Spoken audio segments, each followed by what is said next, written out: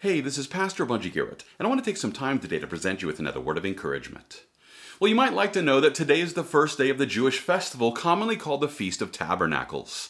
This holiday is also called Sukkot, which means booths or huts. And just to be clear, this is a week-long Jewish festival that commemorates the 40 years that the children of Israel wandered in the wilderness after their exodus from Egypt. It's for this reason that the Lord called them to commemorate those days by dwelling in makeshift booths or huts during this annual week-long festival. And we actually find the Lord presenting Moses with the instructions for this 7-day feast in Leviticus chapter 23. There he declares, "On the 15th day of the 7th month, when you have gathered in the fruit of the land, you shall keep the feast of the Lord for 7 days. On the first day there shall be a Sabbath rest, and on the 8th day a Sabbath rest. You shall take for yourselves on the first day the fruit of beautiful trees, branches of palm trees, the boughs of leafy trees, and willows of the brook. And you shall rejoice before the Lord your God for 7 days.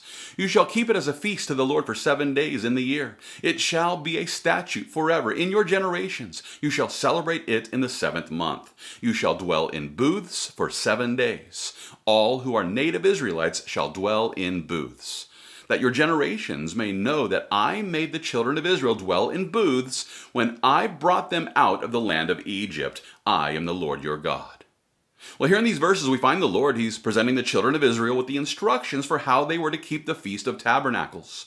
And it's here in these verses where we learn that the Lord was calling them to make these booths or these huts. And they were to dwell in them for 7 days in order to remind all of the future generations of Israel about the way that he set them free from their Egyptian captivity. Well, here we are. It's the 15th day of the 7th month on the Jewish calendar, and it's for this reason that the people of Israel are beginning to dwell in these booths. And you might be interested to know that Israeli Prime Minister Benjamin Netanyahu, he just hosted a delegation of rabbis at his Jerusalem office in order to honor the Sukkot holiday. And it was during that meeting when these rabbis shared their support for him and expressed their appreciation for Netanyahu's steadfast leadership over the state of Israel. This delegation of rabbis presented Netanyahu with the 4 traditional branches, which include the branches of beautiful trees, the branches of palm trees, the boughs of leafy trees, as well as the willows from the brook. And in response to this gift, which was presented by those rabbis, Prime Minister Netanyahu declared this, and I quote him here, "The 4 species are a very accurate expression of the people of Israel, each one different, yet together as one. And this unity, the unity of the heritage of Israel, is what gives us the strength to defeat our enemies and, with God's help, soon to bring back all our hostages and ensure together the eternity of the people of Israel and the land of Israel." What an incredible statement. And I love how Netanyahu not only recognized the biblical significance of these 4 traditional branches, but he then used the branches to encourage unity amongst the people of Israel living in the land of Israel. Israeli President Isaac Herzog also weighed in on the significance of these 4 branches, which the Lord commanded them to use for building these booths. And it was yesterday when Herzog declared this, and I quote, "The 4 species and the Sukkot holiday remind us of the diversity of our people, and at the same time, our cohesion and mutual responsibility, of our capacity for renewal and rebirth, and of the strength that enables us to rebuild even out of destruction." While Netanyahu focused on the unity represented in the creation of these booths from the 4 traditional branches, President Herzog focused on the diversity of the Israeli people, which enables them to stand strong together even in troublesome times. The president of Israel also added this, and I quote him again, "May this Sukkot bring good tidings to the people of Israel. First and foremost, the return of all the hostages. Let us continue to pray for the full recovery of all those wounded in body and soul, to embrace the beloved and bereaved families, and to remember each day the heroines and the heroes who gave us everything 2 years ago and ever since that accursed day." Now, just to be clear, President Herzog was referring to the October 7 attack on Israel, which took place 2 years ago on this very day. That's right, it was 2 years ago today when Palestinian terrorists from the Gaza Strip, they invaded the state of Israel. And it was on that day when they murdered 1,200 people and took 251 people hostage. And at this point in time, 2 years later, there are still 48 hostages who remain in captivity there in the Gaza Strip. Sadly, the world has witnessed increasing levels of anti-Israel activism taking place over the past 2 years.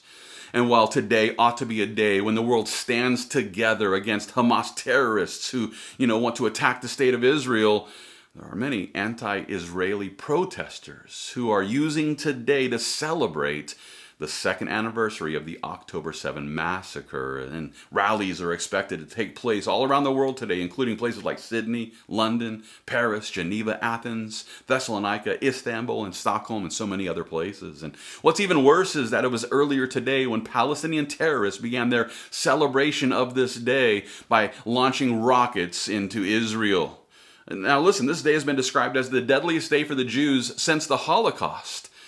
And yet it breaks my heart to see people celebrating this day as some sort of victory over Israel. And, I'm not surprised to find those on the progressive left celebrating this day, but it's even more heartbreaking to find so many on the far right espousing anti-Israel propaganda, which includes the argument that modern-day Israel is not the same as biblical Israel. Here's how one blogger explained it, and I quote him here. "The modern nation state of Israel is not the heir of God's promises to ancient Israel. And here are a couple of reasons why. First, it is simply wrong to equate modern Israel with ancient Israel. They are two different things entirely." Wow, so according to this perspective, modern Israel is entirely different from ancient Israel. Well, I guess in one sense he's right, because modern Israel has been reestablished in the land of Israel after nearly 2,000 years of exile, and the modern form of government in Israel is no doubt different from the monarchy of ancient Israel. Well, listen, those who regurgitate this talking point, they fail to realize that you could make the same argument about Israel during the days of Jesus when compared to Israel during the days of King David. Listen, during the days of Jesus, the king of Judea was an Edomite man who was not a descendant from the tribe of Judah. And not only that, but he was a puppet king under the rule of Rome. And this is completely different from the monarchy under King David. And yet, despite this difference, Jesus still referred to the land that he was in as Israel. And he still referred to the people there as the children of Israel, despite the difference in government. Listen, if Jesus referred to the post-exilic Jews living under the rule of Rome, under the rule of a puppet Edomite king, if he were to refer to them as the children of Israel, why is it hard for them to believe then that modern-day Israel, in the eyes of God at least, is the same as ancient Israel, the Israelis who will inherit the promises of God? And yet this is exactly the point that this blogger is presenting, that modern Israel is not ancient Israel. Here's how he puts it, and I quote, "Even if modern Israel could be equated with ancient Israel, it still would not be appropriate for Christians to consider modern Israel to be the heir of God's promises to ancient Israel." Well, listen, on its face, this statement is ridiculous and, dare I say, entirely unbiblical. And the reason I say this is because God is the one who promised to fulfill his promises to Israel in the last days. God is the one who promised to fulfill these promises that he made to ancient Israel in the last days, or to modern Israel.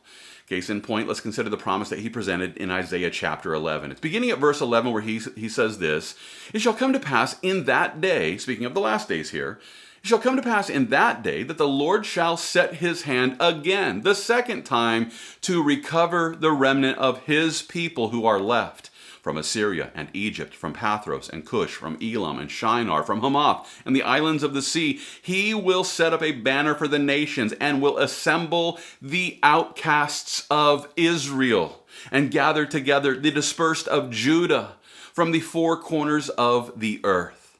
Clearly, this prophecy is not about the days after the Babylonian captivity. No, the children of Israel were not scattered to the four corners of earth during the Babylonian captivity. No, that happened much later. As a matter of fact, this prophecy clearly points to the dispersion that took place after the death, burial, and resurrection of Jesus Christ. We should also notice that this promise that the Lord is making here in the next section of the same prophecy is about the remnant of his people, which is a fulfillment of his promise. It's beginning at verse 13, where Isaiah goes on to write this. Also, the envy of Ephraim shall depart, the adversaries of Judah shall be cut off. Ephraim shall not envy Judah, and Judah shall not harass Ephraim, but they shall fly down upon the shoulder of the Philistines towards the west.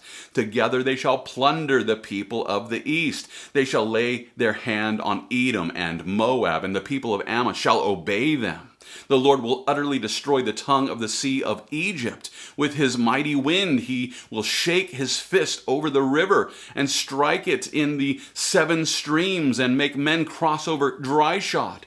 There will be a highway for the remnant of his people who will be left from Assyria, as it was for Israel in the day that he came up from the land of Egypt. Here in these verses, we find the Lord, he's making a connection between the Israel that he brought from the land of Egypt and the outcasts of Israel who will be gathered together from the 4 corners of the earth in the last days. The God of Israel is the one who has already assured us that the Israel that he restores to the land in the last days is the same Israel that was brought up from the land of Egypt. Those who insist that modern-day Israel is not the same as ancient Israel, they're simply rejecting the prophetic promises of God. It's for this reason that I encourage you to reject these anti-Israel activists found on both sides of the political aisle. Instead, we ought to be looking for every opportunity to prepare the children of Israel for the second coming of Christ, because it's on that day when they will look upon him whom their forefathers pierced. And it's at that point in time when all of Israel will be saved. We should also pray for the peace of Jerusalem as they spend this time celebrating the Feast of Tabernacles. And let's pray that they might realize that our Messiah has already come. Our Messiah has already tabernacled with us. And he did so that he could become our substitutionary sacrifice according to the promises of God. And so as we continue to proclaim the gospel message of Jesus Christ, let's rejoice in knowing that the Holy Spirit is here to help us so that we can fight the good fight of faith, and all for the glory of God.